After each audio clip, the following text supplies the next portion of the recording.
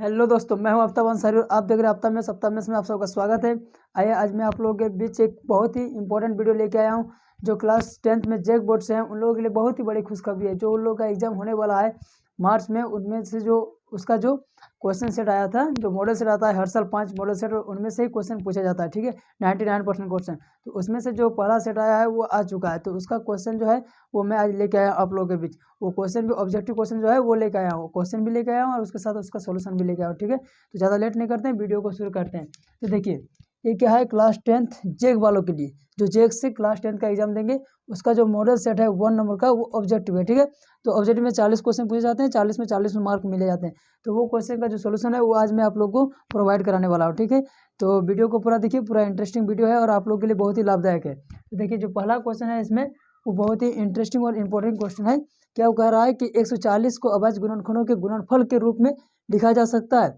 कैसे लिखा जा सकता है, तो आप लोग याद कीजिए गुणनखंड आप लोग कैसे निकालते हैं। जैसे 140 है, क्या है 140, तो 140 का गुणनखंड निकालने का तरीका क्या है, पहले हम लोग 2 से उसको डिवाइड करते हैं तो कितना आता है 70। फिर इसको क्या करते हैं हम, 70 आता है, फिर इसको दो से डिवाइड करते हैं तो कितना आता है 35।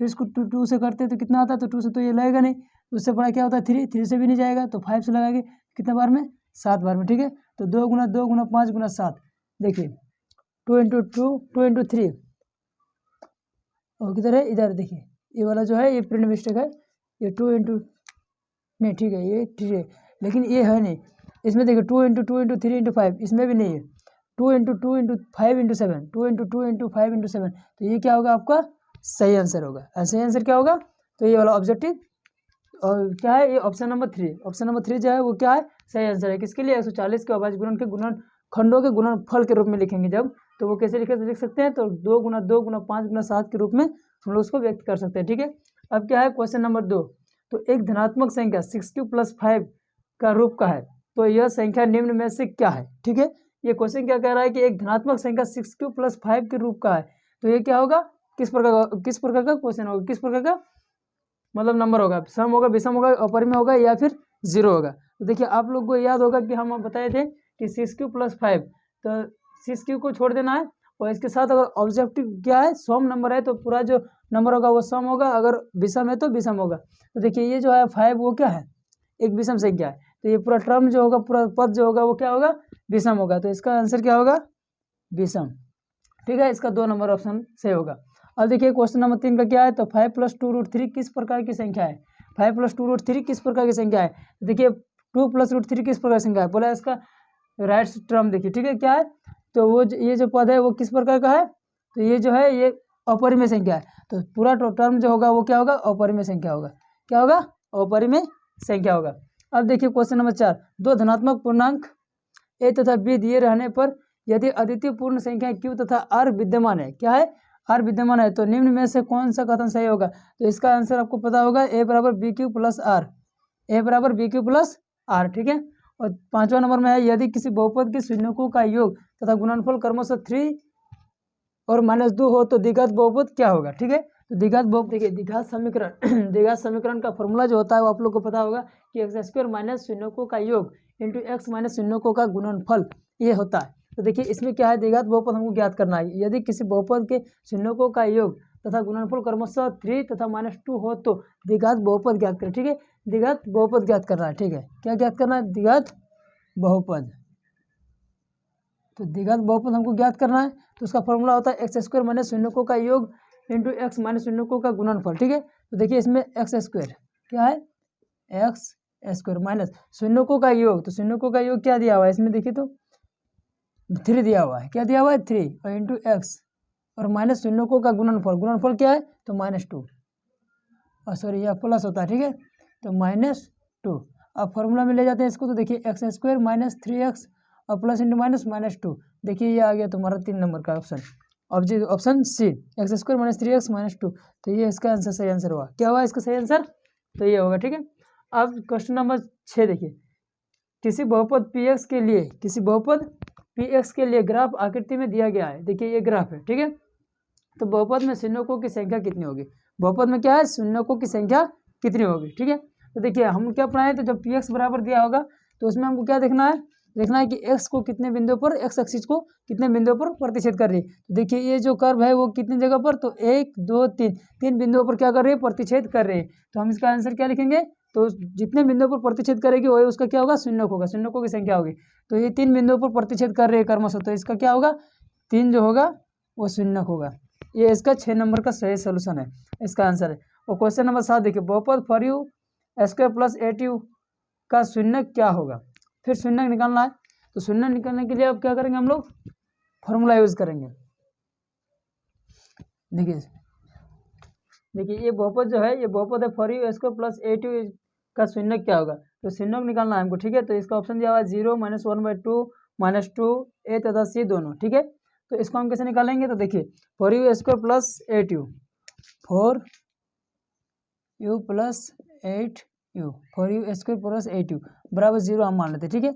अब इसका देखिए कॉमन ले लेते हैं हम, 4u, तो बचेगा क्या, तो यहाँ बचेगा u और प्लस 2 बचेगा, क्या बचेगा 2 इक्वल टू 0, ठीक है।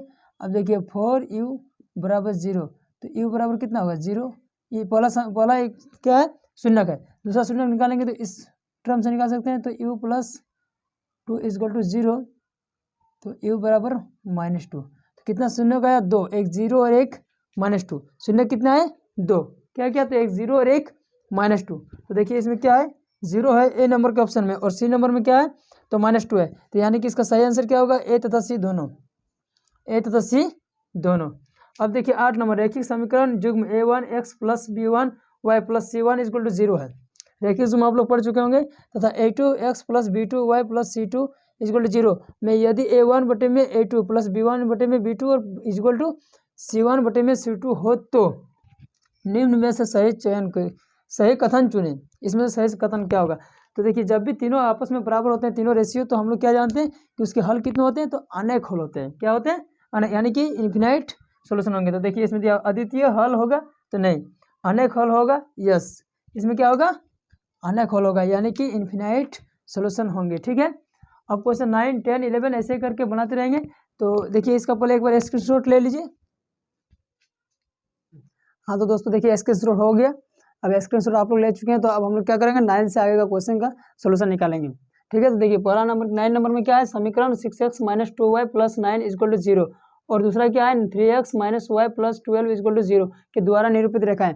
तो ये जो निरूपित रेखाएं होंगी, ये दोनों इक्वेशन से मिलकर वो क्या होता है, एक ग्राफ में निकलता है। तो समापाती होगी, समांतर होगी, या प्रतिच्छेदी या लंबवत होगी, यानी कि दोनों रेखाएं जो आएगी, दोनों रेखाएं जो बनेगी वो क्या होगी कि एक समांतर जाएगी या फिर एक दूसरे को प्रतिच्छेद करेगी, ठीक है। तो उसको निकालने के लिए क्या करेंगे, ग्राफ बनाएंगे। तो ग्राफ बनाने का तो अभी हम लोग के पास यहाँ पर समय नहीं है, तो हम इसका आंसर बताते हैं। इसका आंसर क्या होगा, ऑप्शन नंबर बी, यानी कि समांतर होगी, दोनों रेखाएं जो होगी क्या होगी, आपस में समांतर होंगी, ठीक है। अब समीकरण युग्म, क्वेश्चन नंबर 10 को देखिए, समीकरण युग्म x plus Y equal to 6 और x minus Y equal to 2 का हल ज्ञात कीजिए। तो हल निकालेंगे तो देखिए इसका ऑप्शन दिया हुआ है ए बी सी डी, तो इस कौन ऑप्शन में इसका सही होगा, तो इसको निकालने का इसका फॉर्मूला आप सभी को पता होगा। इसको कैसे निकालेंगे, तो दो इक्वेशन हमको दिया हुआ है, ठीक है। क्या है, x plus Y equal to 6 और दूसरा क्या है x minus Y equal to 2। तो y कट जाएगा तो कितना बचेगा, 2x इक्वल टू 8। तो x बराबर कितना आ गया, 4। x बराबर कितना आ गया, 4, ठीक है। x बराबर 4 आ गया। अब क्या करेंगे हम लोग, x बराबर 4 हो गया, तो ये जो मान है इस मान को इक्वेशन 1 में पुट करेंगे, ठीक है। तो देखिए x का मान क्या है, मेरा 4 है, इक्वेशन 1, ठीक है, फ्रॉम इक्वेशन 1। तो इक्वेशन 1 में जब पुट करेंगे तो ये मान आ जाएगा। तो देखिए x का मान क्या है, 4 प्लस वाई इक्वल टू 6। तो y इक्वल टू कितना आ गया, 6 माइनस 4 इक्वल टू 2। अब देखिए x का मान 4 और y का मान 2, यानी कि 2 हल होंगे, कितने, 2 हल। क्या क्या, इसका 2 सोल्यूशन होगा। देखिए ये सोल्यूशन क्या क्या है, तो 4 और 2 कहाँ है, तो 4x का मान देखिए यहाँ पर है, और 2, यानी कि ऑप्शन नंबर डी क्या होगा, क्वेश्चन नंबर 10 का रिक्वायर्ड आंसर होगा, ठीक है। ये ऑप्शन नंबर डी इसका राइट आंसर है। अब देखिए क्वेश्चन नंबर 11, निम्नलिखित में से कौन सा द्विघात समीकरण है, निम्नलिखित में से कौन सा द्विघात समीकरण है, ठीक है। निम्नलिखित में से कौन सा द्विघात समीकरण है, तो इसको भी क्या करेंगे, इक्वेशन को एक एक करके चेक करेंगे। तो सभी इक्वेशन को चेक करने में समय लगेगा, इसीलिए हम क्या करते हैं, इसका डायरेक्टली ऑप्शन टिक मार दें। ऑप्शन नंबर सी जो है x प्लस 1 का स्क्वायर, x प्लस 1 का whole square equal to 2 into X minus 3, ये जो होगा ये द्विघात समीकरण है। बाकी ये सब ऑप्शन नहीं है, ठीक है, ये है राइट आंसर। अब क्वेश्चन नंबर 12 देखिए, द्विघात समीकरण X square plus X minus 1 equal to 0 के मूलों की प्रकृति ज्ञात कीजिए, ठीक है। मूलों को क्या ज्ञात करना है, प्रकृति ज्ञात करना है। तो प्रकृति ज्ञात करने के लिए हम लोग क्या करते हैं, तो इसका विविधता निकालते हैं, यानी कि डी निकालते हैं, तो पता चल जाता है कि वो 0 से बड़ा है कि 0 से छोटा है कि 0 के बराबर है, ठीक है। उस हिसाब से हम उसका प्रकृति करते हैं। तो इसका निकालेंगे तो इसका जो होगा वो क्या होगा, ये 0 से बड़ा होगा, तो क्या होगा, ये 0 के बराबर होगा, तो वास्तविक होगा और असमान मान होगा, ठीक है। तो ये होगा असमान मान। इसके बाद क्या देखिए, A square plus B X plus C equal to 0 के दो भिन्न वास्तविक मूल होंगे। तो भिन्न वास्तविक मूल कब होते हैं, जब क्या होता है, तो विविधता जो होता है वो क्या होता है, 0 से बड़ा होता है। तो देखिए इसमें 0 से छोटा है, ऑप्शन नंबर बी में 0 के बराबर है, और इसमें ऑप्शन नंबर सी में क्या है, 0 से बड़ा है, ठीक है। बी स्क्वायर माइनस 4ac 0 से बड़ा है, तो इसका ऑप्शन नंबर सी क्या होगा, राइट आंसर होगा। अब देखिए क्वेश्चन नंबर 4 क्या है, 14 निम्नलिखित समीकरण X square minus X plus 3 equal to 0 का विविधतर क्या होगा, ठीक है। इसका विविधतर क्या होगा, तो इसका निकालेंगे। तो देखिए एक्स स्क्वायर का क्या है, इसमें इसका मान देखिए तो 1 माइनस 1 और 3 है, ए बराबर 1, बी बराबर क्या है -1 एंड सी बराबर क्या है 3। तो बी स्क्वायर माइनस 4ac तो इसमें मान बैठाएंगे तो बी स्क्वायर यानी कि 1 हो जाएगा -4ac 4 इंटू 1 इंटू 3, ठीक है। 1 माइनस 12 इजगल टू कितना आ गया -11। देखिए इसमें क्या है, option number A B C D में है -11, तो डी क्या होगा, इसका राइट आंसर होगा। अब देखिए क्वेश्चन नंबर 15 प्रथम पद ए एवं सर्व अंतर डी वाले एपी का एनवा पद निम्न में से चुनिए। तो एनवा पद निकालने का क्या होता है एपी का फॉर्मूला, तो A N equal to A plus N minus 1 into D होता है। तो इसका ऑप्शन नंबर डी राइट होगा, ठीक है। अब देखिए क्वेश्चन नंबर 16, क्वेश्चन नंबर कितना है 16। तो ए पी 10 7 4 डेज घटते जा रहा है, ठीक है। का तीसवा पद होगा, तीसवा पद क्या होगा, ठीक है। तो इसका तीसरा पद हम लोग कैसे ज्ञात करेंगे, तो उसका एनवा पद कैसे निकालेंगे, तीसरा पद यानी कि एनवा पद, ठीक है। तो एन पद निकालने का फॉर्मूला जो होता है उस फॉर्मूला में हम जाएंगे, तो इसका आंसर क्या आएगा -77 आएगा, ठीक है। तो इसका राइट आंसर क्या होगा, ऑप्शन नंबर सी -77, ठीक है। अब क्या करते हैं, इसका स्क्रीनशॉट ले लीजिए और इसका आगे क्वेश्चन का सोल्यूशन करते हैं, ठीक है। हाँ तो दोस्तों हम लोग 16 तो क्वेश्चन सॉल्व कर चुके थे, ठीक है। आज क्या करेंगे 17 से क्वेश्चन सॉल्व करना शुरू करेंगे, ठीक है। तो देखिए इधर वीडियो हम लोग शुरू कर रहे हैं। तो एपी 3 8 13 18 डेज का कौन सा पद 78वां होगा, ठीक है। 78वां पद हम लोग को ज्ञात करना है। तो 78वां पद निकालने के लिए हम लोग क्या पढ़े थे, तो फॉर्मूला जो एनवां पद निकालने का पढ़ते हैं उसी में हम लोग क्या है एन का मान ज्ञात करेंगे। तो देखिए ए एन बराबर A plus N minus 1 into D होता है, ठीक है। क्या होता है A N equal to A plus N minus 1 into D. A N का मान कितना दिया हुआ है 78, ठीक है। और ए का फर्स्ट पद क्या है 3, एन माइनस 1 एन तो निकालना है, ठीक है। और डी का मान होगा 5, 8 माइनस 3 इजक्वल टू 5, ठीक है। अब देखिए इसमें जो है इसको माइनस में इस साइड ले आएंगे तो ये माइनस हो जाएगा, ठीक है। और equal to N minus 1 into 5 रहेगा, ठीक है। अब देखिए हम लोग क्या करते हैं इसको, तो 78 में 3 जाएगा कितना बचेगा 75, और ये जो इंटू में इधर आएगा तो डिवाइड में हो जाएगा, ठीक है। डिवाइड में कितना हो जाएगा 5 इजक्वल टू एन माइनस 1। अब ये कितना बार में कटेगा तो 15, ठीक है। तो 15 बराबर एन माइनस 1, तो माइनस इधर ले आएंगे, इधर आएगा तो प्लस होगा, तो 15 प्लस 1 इजक्वल टू एन, यानी कि एन का मान कितना आ गया 16। तो 16वां पद जो होगा वो क्या होगा, इसका राइट आंसर होगा। तो कितना number, option number B, option B होगा, क्या होगा राइट आंसर होगा, ठीक है।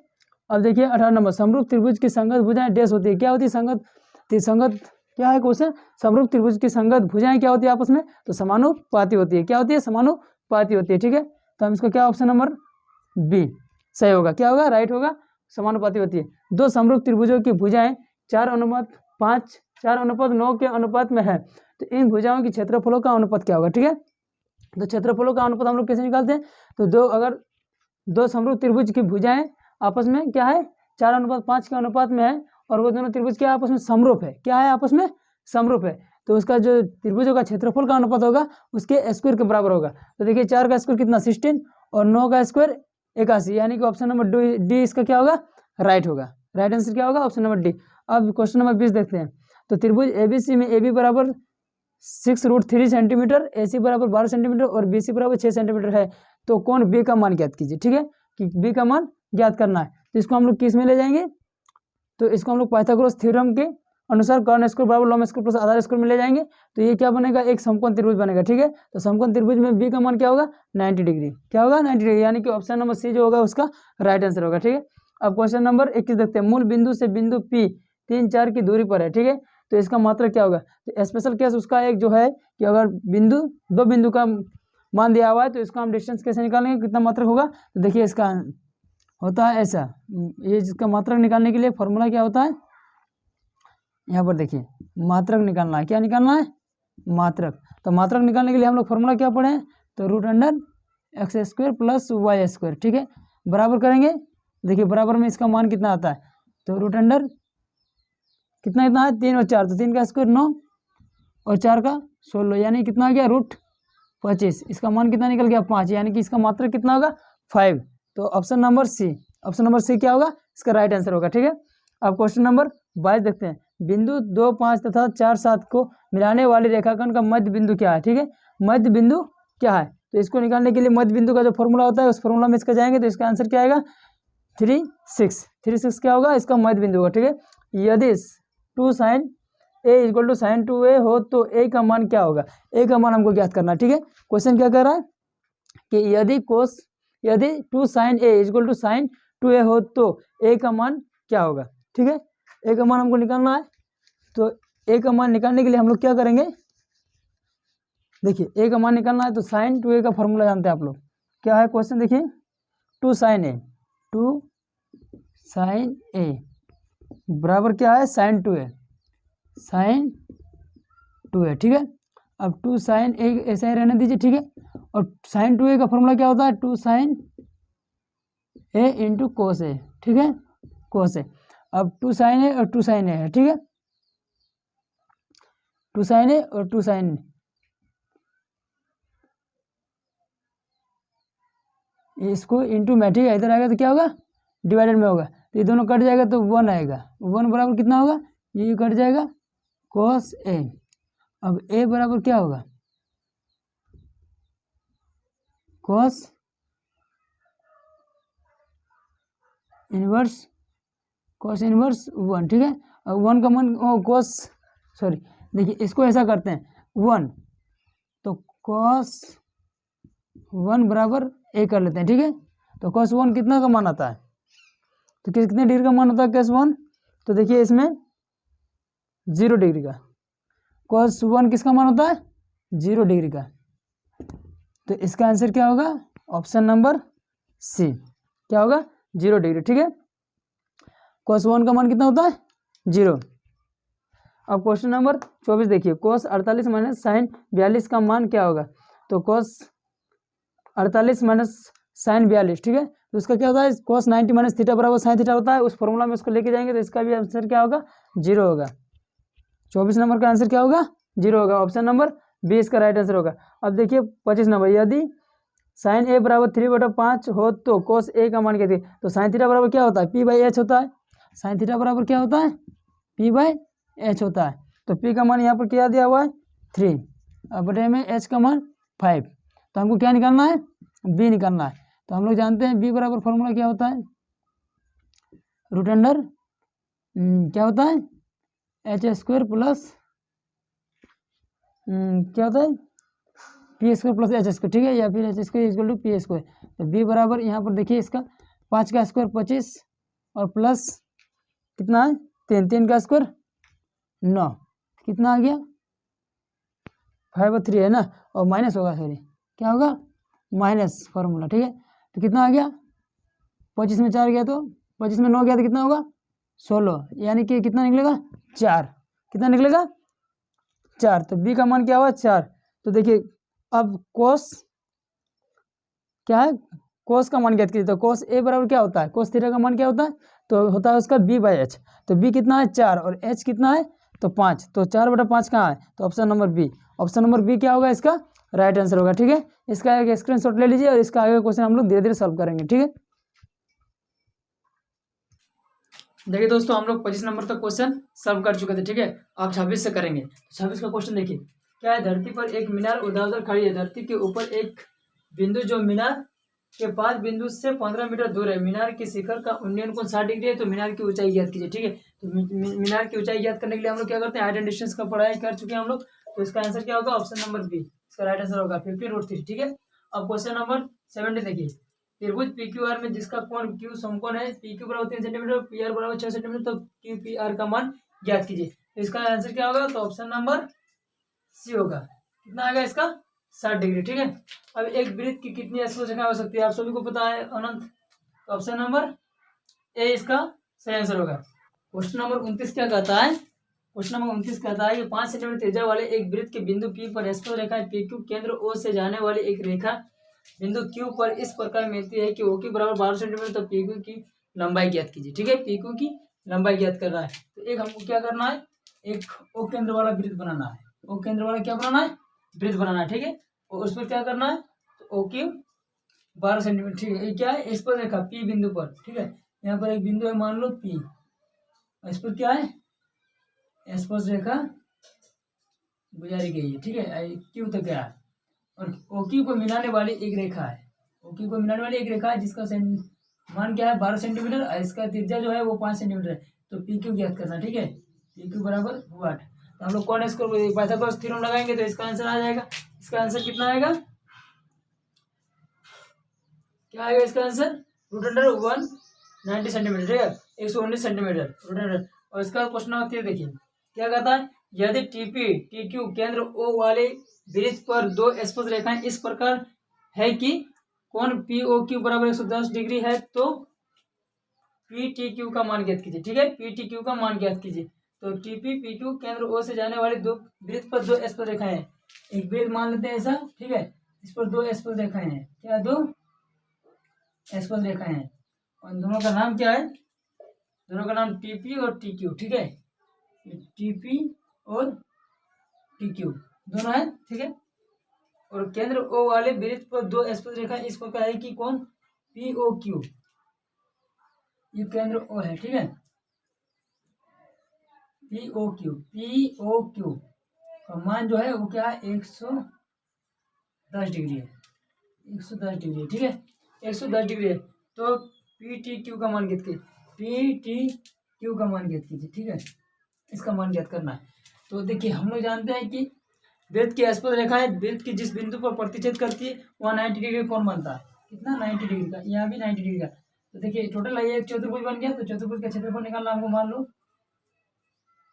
चतुर्भुज का क्षेत्रफल क्या है, चतुर्भुज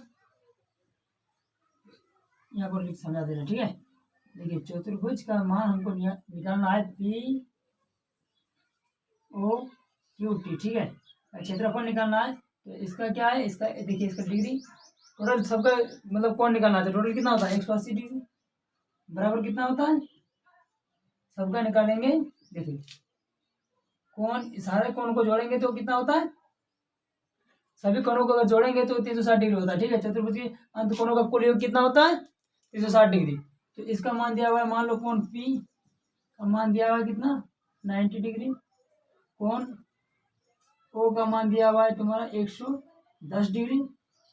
कोण Q का मान दिया हुआ है 90 डिग्री। ठीक है, और हमको ज्ञात करना है कोण T का मान, T बराबर वाट। क्या है, T बराबर वाट। तो T का मान हम लोग कैसे ज्ञात करेंगे, तो देखिए टोटल जो होता है एक चतुर्भुज का क्षेत्रफल, टोटल क्षेत्रफल क्या होता है, अंत मतलब उसके अंत कोणों का कुल योग क्या होता है, तो उसका जो अंत कोणों का कुल योग होता है वो 360 डिग्री होता है। ठीक है, जब हम बहुभुज पढ़ाए थे तब आपको बताए थे 360 डिग्री होता है। ठीक है, अब 360 डिग्री जब होता है ये, तो हम इसका कैसे निकालेंगे, तो देखिए हम लिख सकते हैं कि ये चारों कोणों का मान जो होगा, कोण P प्लस कोण O प्लस कोण Q प्लस कोण T बराबर 360 डिग्री। अब देखिए टोटल ये तीनों को जोड़ के देखिए, 90 90 180, और इधर कितना है 110। ठीक है, 290 हो जाएगा, कितना होगा 290 हो जाएगा इधर, और प्लस कोण T बचेगा बराबर 360 डिग्री। ठीक है, तो कोण T का मान अगर ज्ञात करेंगे तो 360 में 290 माइनस हो जाएगा, 360 में 290 माइनस हो जाएगा, तो बचेगा कितना मेरे पास, कोण T का मान जो आएगा वो आएगा 70 डिग्री। कितना आएगा, 70 डिग्री। तो देखिए इसमें ऑप्शन नंबर बी जो है वो 70 डिग्री राइट आंसर है। ठीक है, समझ में आ गया।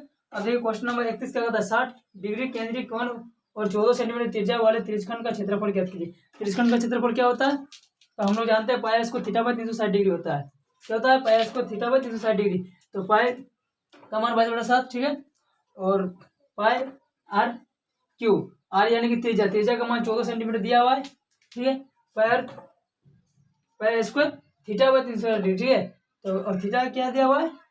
थीटा जो दिया हुआ है वो 60 डिग्री दिया हुआ है।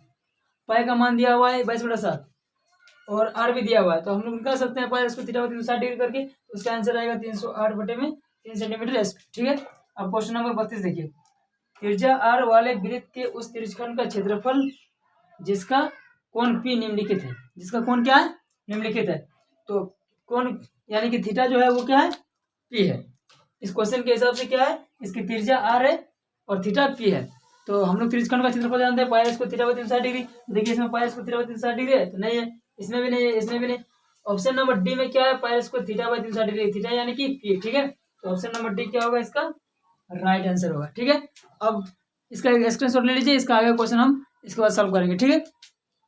32 नंबर तक हम लोग सॉल्व कर चुके हैं। अब 33 से शुरू करते हैं, ठीक है। तो 33 नंबर का क्वेश्चन क्या है? तो दो वृत्त की त्रिज्याएं क्रमशः 19 सेंटीमीटर और 9 सेंटीमीटर है।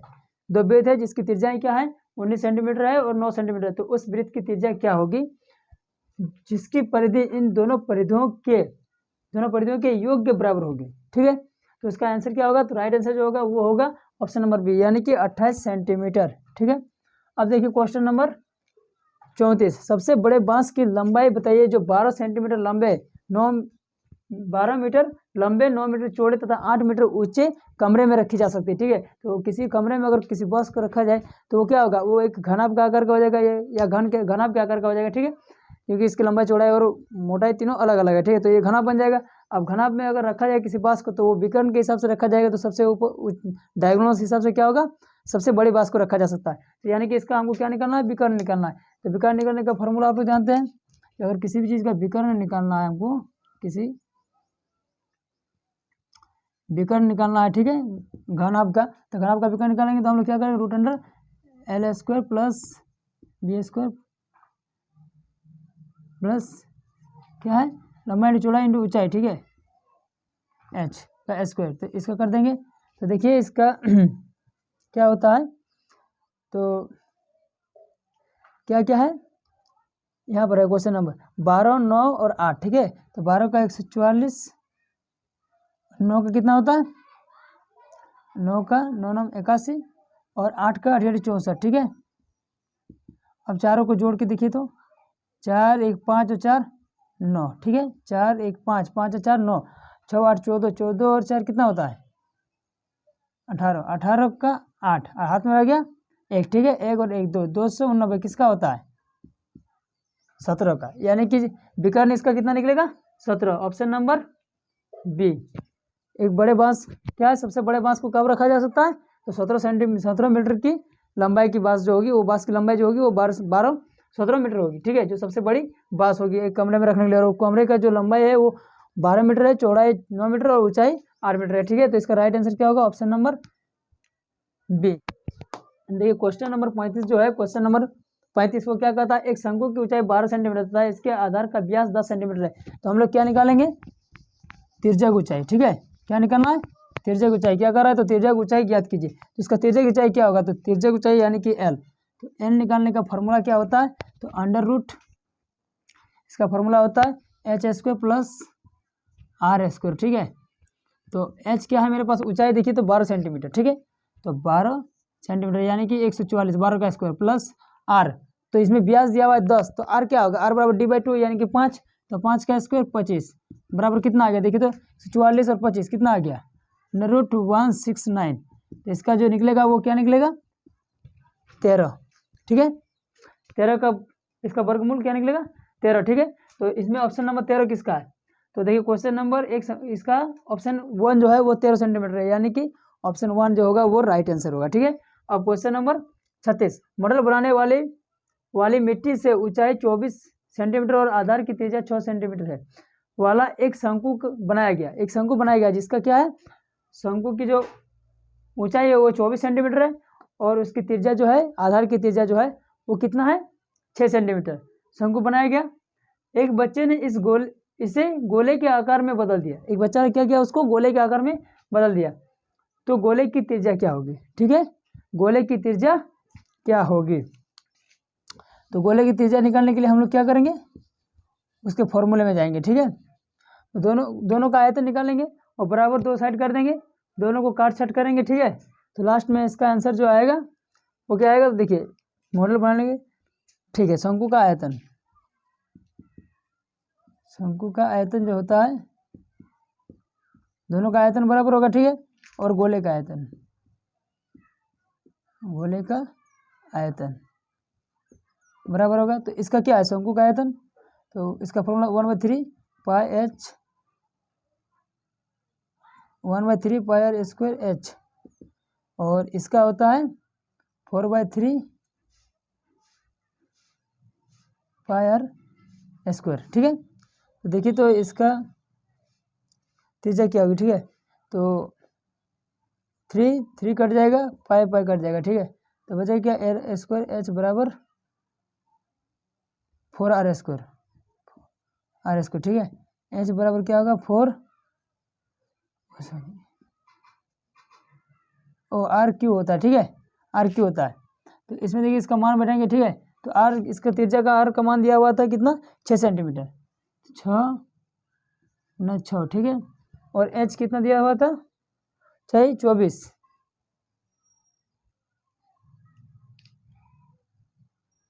एच 24, ठीक है,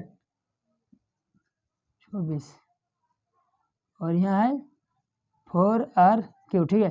तो 4 से ये कटेगा कितना बार में,